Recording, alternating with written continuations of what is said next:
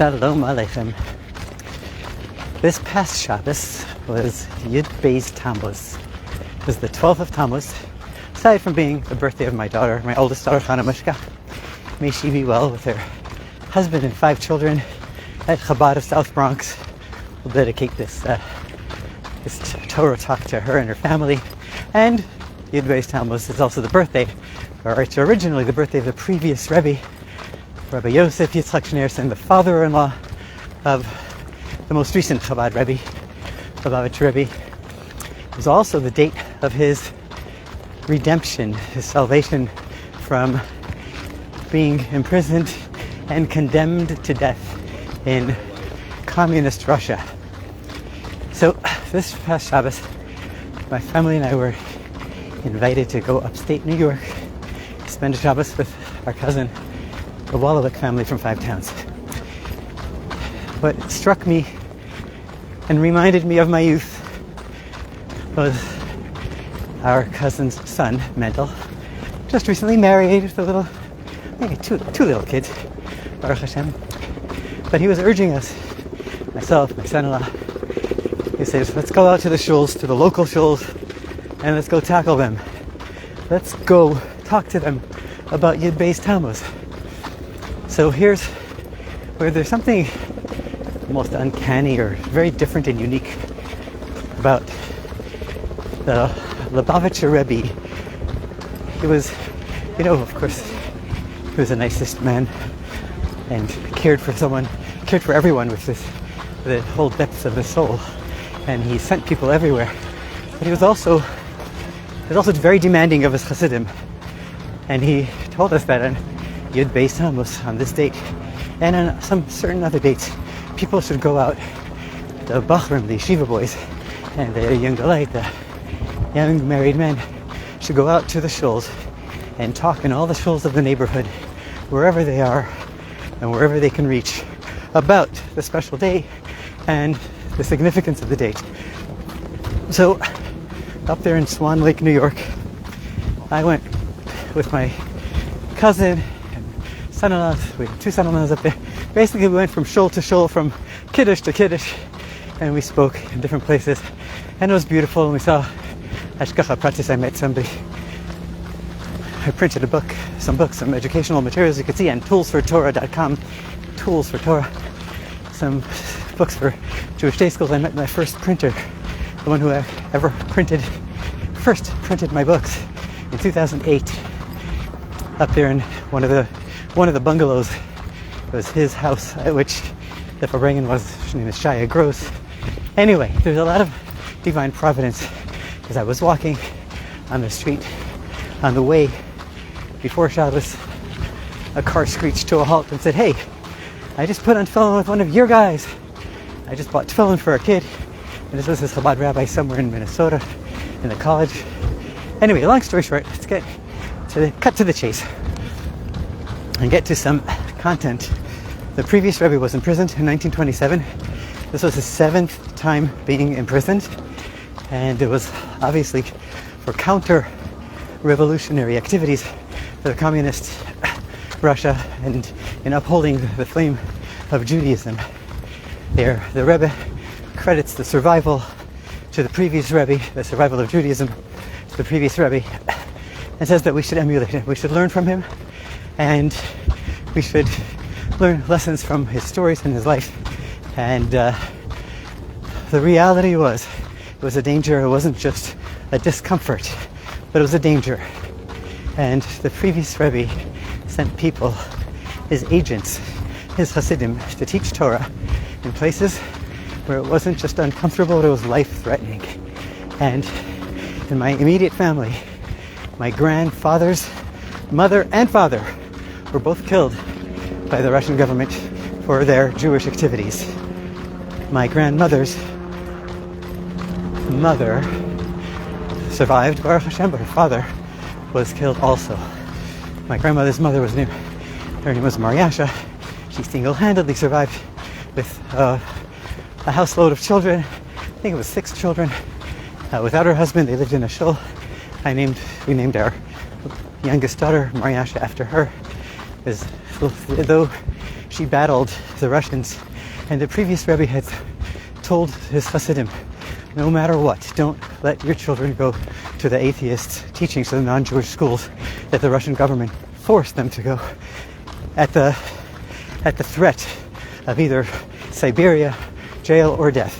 But history has shown it didn't make sense for the people to do that, to listen. And they argued with the previous Rebbe. They said, doesn't it make sense to have the father figure at home, alive, while the kids are in non-Jewish schools, versus put them in, keep them all out of the schools, and then they'll take the father and they'll kill him, and there won't be a father there. Said the Rebbe, do this and don't waver. And history shown that the families that sent their kids to the non-Jewish schools, with no judgment here, but the reality is the kids, the ones who went to the non-Jewish schools, they didn't survive Jewishly, and they're not with us today.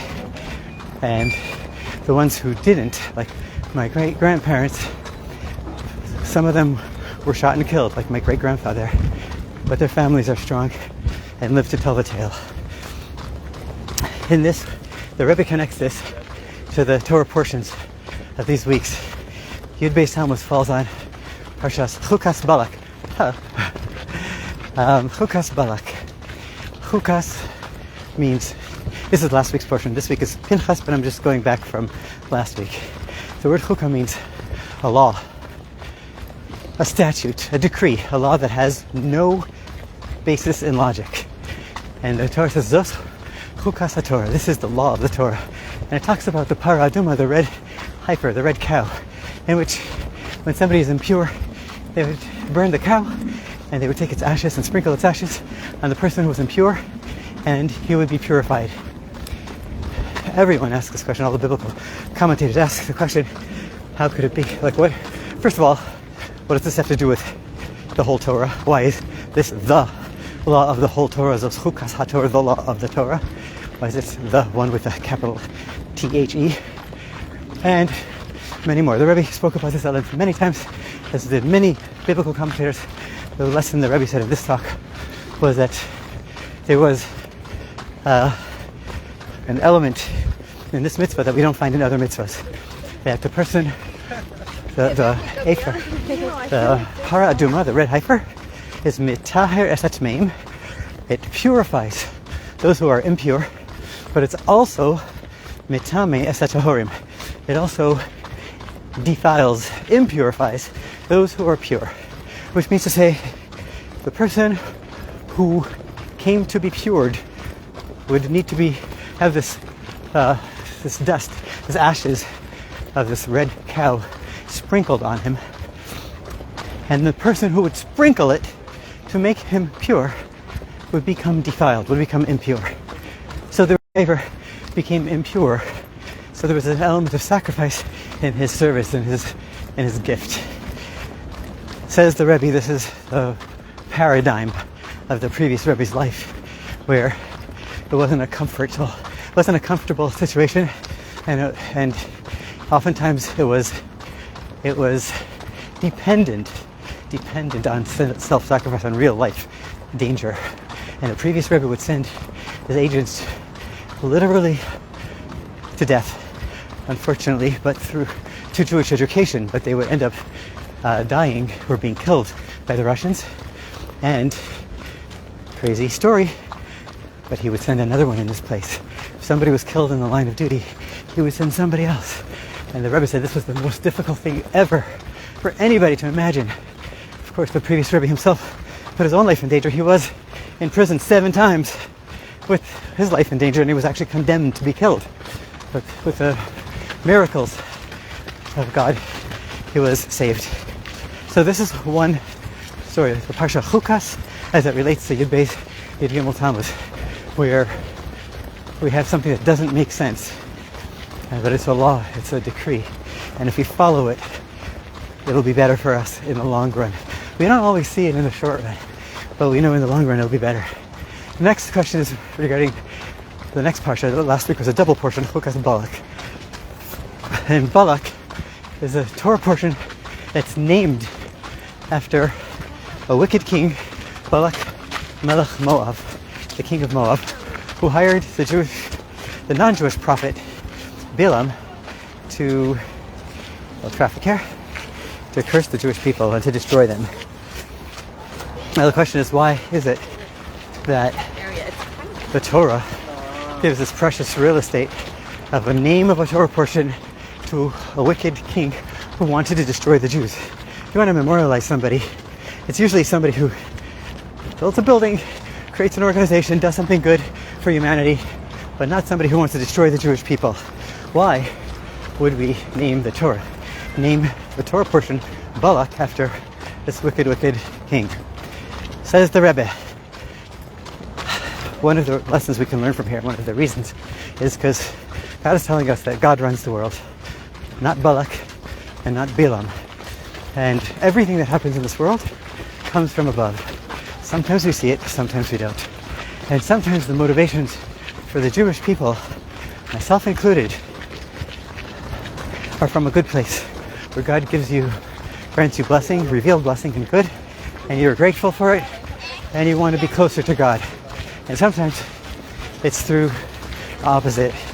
It's through the angels of destruction, angels of harm that guide you in other ways, and bring on negative things, and scary things, and seemingly insurmountable challenges and obstacles.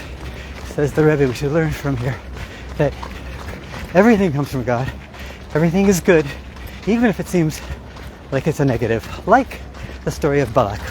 What happened with Balak was that he hired Balaam, the famous non-Jewish prophet who in some ways was equal or surpassed Moshe, and in some ways equal or surpassed everyone else. The Torah says so that there should be freedom of choice. God always puts powers equal into the world, but the good can always prevail, but they seem equal. And in the end, Balaam, who was financed by Balak, Balaam the prophet, was financed by Balak to curse the Jewish people, destroy them, ended up praising the Jewish people in ways that no one else ever did, before and arguably after. He brought about the whole concept, biblically, of the Jewish people being an eternal nation, way before Mark Twain. And he spoke about and prophesied about the concept of Mashiach, that Darach Kocham Yaakov, that Mashiach will come, a shoot will come forth from Jacob. I see him, but not now, it'll happen in the future. So Balaam brought about the greatest blessing through Balak's finances. So he ended up being the greatest blessing of all, and he brought the messages of hope that even Moshe Rabbeinu didn't. And that leads us back to the grand finale over here, is what the Rebbe says this is our ability. The Torah is giving us an opportunity, an ability to look at everything in our lives, every challenge that comes our way, in a positive light. And we should see it as just an opportunity from which to grow. And the grand finale is that this was what the previous Rebbe also said about Yud Beis Tamuz, about this date of redemption, about his 7th time in prison, where he said that those that were the days of his persecution and beatings in the Russian gulag, in the Russian prison, and then after his exile. He called them days of light. Amazing, days of light. And he says that the days of light, he says, sometimes come from the harshest circumstances. And I'll read a few words you see on Chabad.org. Something like this. I'll try to read while I'm running. He said, Hashem provides us sometimes special moments in life which can transform a person's nature, develop his faculties, and set him upon a higher plateau, so that a person may behold his or her purpose on earth. And sometimes it's the period which most profoundly affects the course of a person's soul and the development of his faculties, is that period which is rich with suffering and persecution for his diligent and passionate work for an ideal, not just regular suffering, but specifically suffering for an ideal, in particular when one is struggling with and battling as persecutors and oppressors to uphold and strengthen his faith. Such an experience, though fraught with the pain of the body and the agony of the soul, is rich with powerful impressions. These are the days of light in the life of man. Anyway, the Friedrich Rebbe went through the suffering, and so did many of our ancestors. This is one thing that our Rebbe, most recent Lubavitcher Rebbe, claimed and begged, that his generation should reach the greatest heights without suffering, without pain, without the struggles and the challenges and the obstacles. May it happen soon. God bless you guys. To have another one on Pinchas sometime this week.